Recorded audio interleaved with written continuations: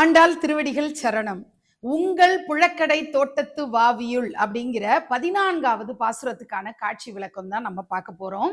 ஒரு பெண் வாக்குறுதி கொடுத்தா அந்த வாக்கை காப்பாற்றணும். சொன்ன சொல் தவறவே கூடாது. நீ என்ன சொன்ன நேத்திக்கு நாராயணனை விடியற் காலையில எழுந்து போய் தொழலாம், பாவை நோன்பு இருக்க ஆரம்பிக்கலாம் அப்படின்னு வீரச்சவடால் விட்டு பேசின. இன்னைக்கு என்ன நடக்குதுன்னா, நீ தூங்கிட்டு இருக்க, சோம்பேறித்தனமா இருக்க, நாங்க எல்லாரும் ரெடியாகி நாங்க நீராடுற இடத்துல காத்துட்டு இருக்கோம். நாங்க பாவை நோன்பு ஸ்டார்ட் பண்ணவும் முடியல, ஏன்னா உன்னை விட்டுட்டு எங்களால ஸ்டார்ட் பண்ண முடியல. இந்த மாதிரி ஒரு கண்டிஷன் இருக்கு. உனக்கு நான் என்னெல்லாம் சொல்றேன் அப்படின்னா, உன்னுடைய தோட்டத்துல மலர்கள் எல்லாம் மலர்ந்தாச்சு, அதாவது பொழுது விடிஞ்சாச்சுங்கிறத உணர்த்துறதுக்கு மலர்கள் நிறைய மலர்ந்திருக்கு.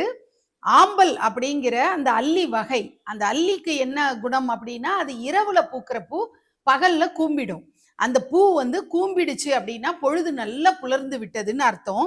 கோயில் வாசல்ல துறவிகள்லாம் நடந்து போகிறாங்க. அவங்களுடைய பற்கள் எப்படி இருக்குன்னா நல்ல பளிச்சுன்னு இருக்கு. அப்படின்னா அவங்க காலையில எழுந்து குளிச்சு கிழிச்சு அவங்க உடல் சுத்தம், பற்களை சுத்தம் பண்றது எல்லாம் பண்ணிட்டு அவங்க கிளம்பிட்டாங்க. காவி உடையணிந்த துறவிகள் சங்கு முழக்கம் முழங்கணும், கோயில்ல போய் பரந்தாமனை தொழணும் அப்படிங்கிறதுக்காக துறவிகள்லாம் போக ஆரம்பிச்சிட்டாங்க. இவ்வளவு அறிகுறிகளும் ஆயர்பாடியில தென்படுறது உனக்கு தெரியல, ஏன்னா நீ தூங்கிட்டே இருக்க.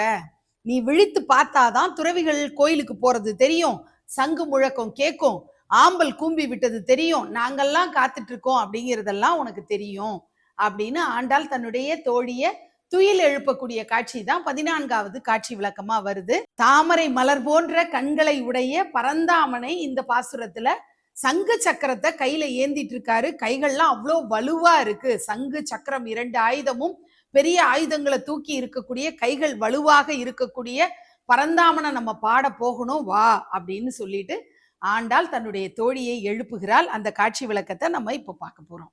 தூங்கிட்டே இருக்கக்கூடிய பெண், கோட்டுக்கால் கட்டில்ல மஞ்சத்துல படுத்துட்டு இருக்கக்கூடிய தன்னுடைய தோழியை ஆண்டாள் எழுப்புறதுக்காக அங்க நிக்கிறா. அவ இப்போ திட்ட ஆரம்பிச்சிட்டா. இது வரைக்கும் அவ ரொம்ப சந்தோஷமா அவளுடைய பெருமைகள்லாம் சொல்லிட்டு இருந்தவ, நேரம் ஆக ஆக அவ எழுந்துக்க மாட்டேங்கிறாளேன்ற ஒரு பதட்டத்துல அவ திட்ட ஆரம்பிச்சிட்டா. சொன்ன சொல்ல நீ காப்பாற்ற மாட்டேங்கிறியேன்னு.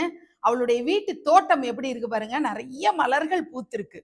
எக்கச்சக்கமான மலர்கள் அவளுடைய வீட்டு தோட்டத்து பின்னாடி பூத்து இருக்கிறத நம்ம பாக்குறோம். தோழிகள் எல்லாம் நீராடுறதுக்கு வந்துட்டாங்க. அவளுடைய தோட்டத்துக்கு பின்னாடி ஒரு குளம் இருக்கு. அந்த குளத்துல ஆம்பல் அது போன்ற மலர்கள்லாம் கூம்பிடுச்சு அப்படிங்கிறத தான் இங்க நம்ம பாக்குறோம். தோழிகள் எல்லாரும் புடை சூழ, நாங்க அவளை கூப்பிட வரவே மாட்டோம், நீ வேணா போய் கூப்பிட்டுக்கோ அப்படின்னு சொல்லி அவங்க எல்லாம் ஒரு பக்கமா நின்றுடுறாங்க. ஆண்டாள் மட்டும் தன்னுடைய தோழியை எழுப்பி கூட்டு பிரார்த்தனைக்கு அழைச்சிட்டு போவேன் வீம்பு பிடிச்சிட்டு இருக்கக்கூடிய காட்சி தான் நம்ம பாக்குறோம்.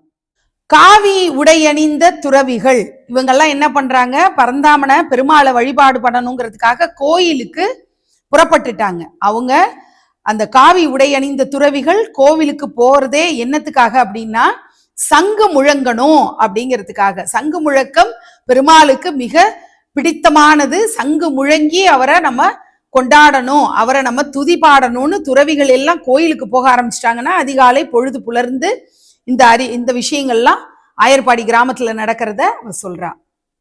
தாமரை போன்ற கண்கள் உடையவர் அப்படின்னு பெருமாளை ஆண்டாள் சொல்றா. அதுக்காக தான் இங்க தாமரை பூவை வச்சு காட்டியிருக்கோம். தாமரை பூவை பார்த்தாலே நமக்கு உடனே பெருமாளுடைய திருப்பாதங்கள், மகாலட்சுமி வாசம் செய்யக்கூடிய இடம், பெருமாளுடைய கண்கள், இதெல்லாம் தாமரை மலரோட ஒப்பிட்டு இருக்காங்கன்றது நம்ம ஞாபகத்துக்கு வரணும். ஆயர்பாடி கிராமம் ரொம்ப செல்வ செழிப்போடு நல்ல பசுமையா மாடு கன்றுகளோடு சிறப்பா இருக்கக்கூடிய ஒரு ஆயர்பாடி கிராமத்தையும் நம்ம பார்க்கிறோம். 14வது பாசுரத்துல சொன்ன சொல் தவறவே கூடாது. பெண்களுடைய லட்சணங்கள், கல்யாண குணங்கள் அப்படின்னு வரும்போது சொன்ன சொல் தவறாமல் இருப்பது மிக மிக முக்கியம். கொடுத்த வாக்கை தவறக்கூடாது அப்படிங்கிறத வலியுறுத்துற மாதிரி தான் இந்த பாசுரத்தை நம்ம எடுத்துக்கணும்.